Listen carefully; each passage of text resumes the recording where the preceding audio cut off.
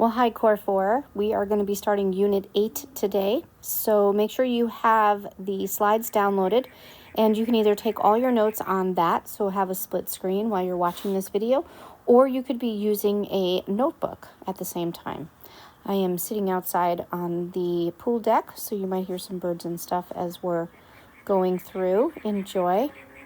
So 811, Patterns of Growth, Simple Interest. Let's see what that's all about. So patterns of growth, tables, and graphs. So when you think about the hours of daylight versus the number of hours we have that are dark, is there a time when they're ever the same? Well, of course, you know that that is true.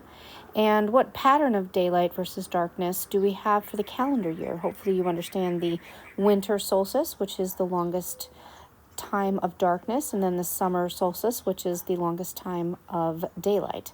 And that would be when they are as far apart as possible, the number of hours of daylight and the number of hours of darkness. So if you graphed this, what do you think that graph would look like? What would be the X variable? What would be the Y variable? So the slide says to turn to your table mates and discuss your thoughts. I don't think we need to do that, but just think about it for a second, and let's move forward. So as we're exploring this world of investing, again, and banking, you're going to begin your work today, and I'd like you to keep a couple of questions in mind. How do things grow? What does the growth look like? And how is the change measured? What is that growth rate? And how do you see that pattern of change in our table? Our learning target for today is going to be that I will understand what simple interest is. And through that understanding, I will be able to graph a situation of simple interest, solve for an unknown interest or a principal amount, and use the formula that I will give you in a few minutes in multiple situations.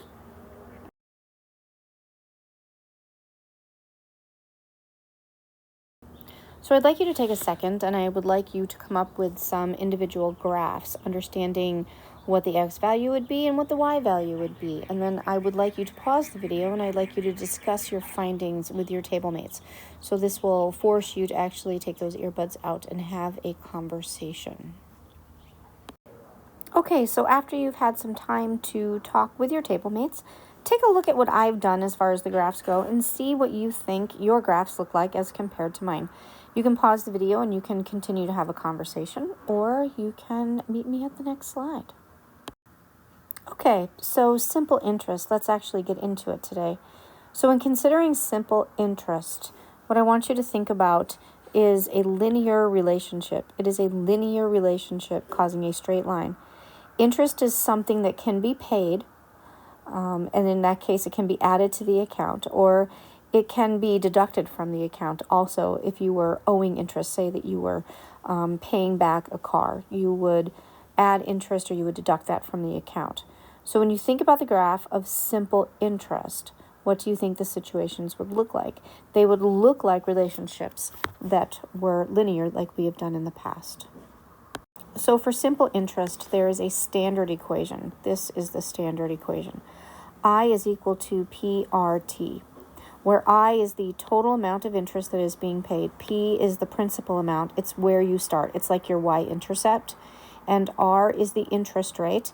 T is the amount of time. So a few things that you need to remember when you are talking about an interest rate. We are going to give you a percent, which you in turn must transfer into a decimal. So make sure that you do that. And T is the amount of time. Please be aware that we will say things like semi, so like semi-annual, which means 2 times a year. We'll say things like quarterly, which would be 4 times in a year. So just be aware of the amount of time and what that looks like over the duration of the interest amount paid. Also be aware that when you are solving for this formula, you are solving for the interest amount. If I want to know what the total balance is, I would take the interest that you just solved, I would add to that the principal amount, and then that would give me the balance amount. So we're going to spend a little bit of time on the next couple of slides kind of looking at that. So here's our first problem. Brady puts $1,000 of principal, that's your starting amount, into a bank. and he earns 2% interest each month. That's your time. So how much interest is he earning each month, and what is his monthly balance? So let's get into it. So again, Brady started with $1,000. So on month 0, he's earned no interest. What was the interest amount that he was earning? Do you remember what that amount was? The rate was 2%. 2% as a decimal is going to be 0.02. The time was every month.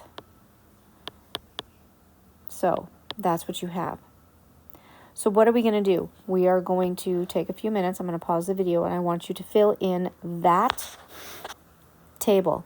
You're going to be filling in 2 things. This right here is your I. That is equal to your principal times your rate times your time. Then to find your bank balance, you're going to take your interest that you earned plus your principal, and that will give you that amount. I will meet you when you are done. Okay, so that's what you should have. Of course, my line should be a little bit straighter, but it would cause a linear reaction when you would graph the amount.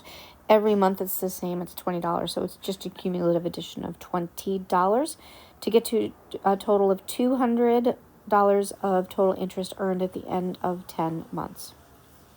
So take a minute to read this slide, and I want you to think about what patterns you found. When you find that pattern, how long will it take for Brady to have saved $1,800? So how would you go about trying to solve for that? What would you do? What would your math be in order to solve for this 1,800 right here?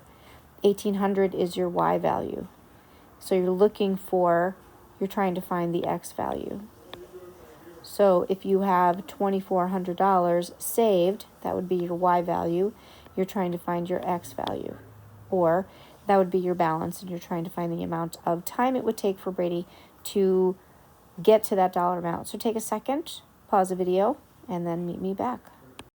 Okay, so you can take a look at the work that I did. I used the equation that was interest equals principal times rate times time. The interest amount is $800 for the first one, and I solved for X, which is T, and I got 40. I did the exact same thing in purple and solved for X, and I got 70 months. So what does profit mean? What does profit mean? Profit means the amount of money that you gain after you have to pay all of your expenses. So some companies are a no-for-profit company, which means any money that they would make over and above what it costs for them to run, they would have to donate that money. And other companies use that to pay employees or to invest into their infrastructure. So let's talk about profit. So Adam bought a special soccer ball for $8 and later decided to sell it, but wanted to make a profit, which means he wants to sell it for greater than $8. He decided to add 50% to the cost of the soccer ball, and he sold it to Zena. So when Zena sold it to Susan, she also wanted to make 50% off of the amount she bought it from Adam for, so her profit would also be 50%. And then Susan did the same with Kevin, and so on and so on. Let's break this down. Okay, so we're going to use the interest equals PRT, and we're going to use that to find the next value. So if we start off with an $8 soccer ball, and the price increase is going to be 50% of the 8. So the price increase is going to be $4, making the new cost for the soccer ball $12. Again, we're going to increase our price by half of what it costs, which would be $6, making the cost of our new soccer ball 6 plus 12, which would be 18. Then again, we would continue this. So fill out the table, draw the graph, and I will meet you back when you're done. Okay, as you can see, my graphs are getting worse as I'm going along here, but this is an exponential increase because we are increasing by 50% each time we use the equation and each time we grow from the exchange previous to the next.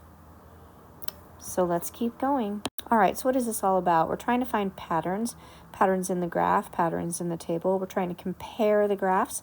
The first graph we did was linear, obviously, because it was just talking about the increase in the simple interest, which is the same amount, so it grows linearly. And then this one that we just did was an exponential growth of 50% each time.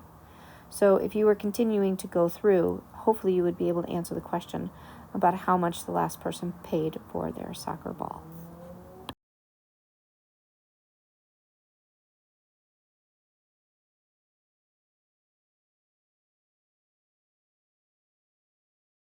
All right, so AJ invested $1,425 in his savings account.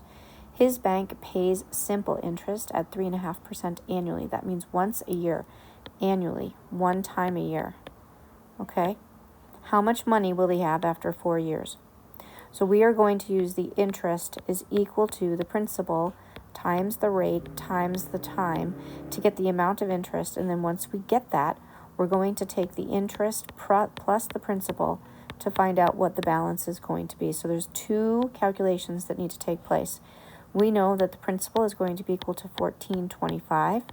We know that the rate is going to be 3.5% annually, which translates to 0.035. And we also know that the time is 4 because it's 4 months. So if we're calculating the interest is equal to 1425 times 0.035 times 4. When you do all of that, you get that the interest is equal to 199.50. When you take that interest amount in order to find the balance, you would take 199.5 plus 1425, and then your balance would equal $1,624. Whoops, sorry. $1,624.50. All right, get started on your weekly R&P. You can download it from Canvas. Good luck.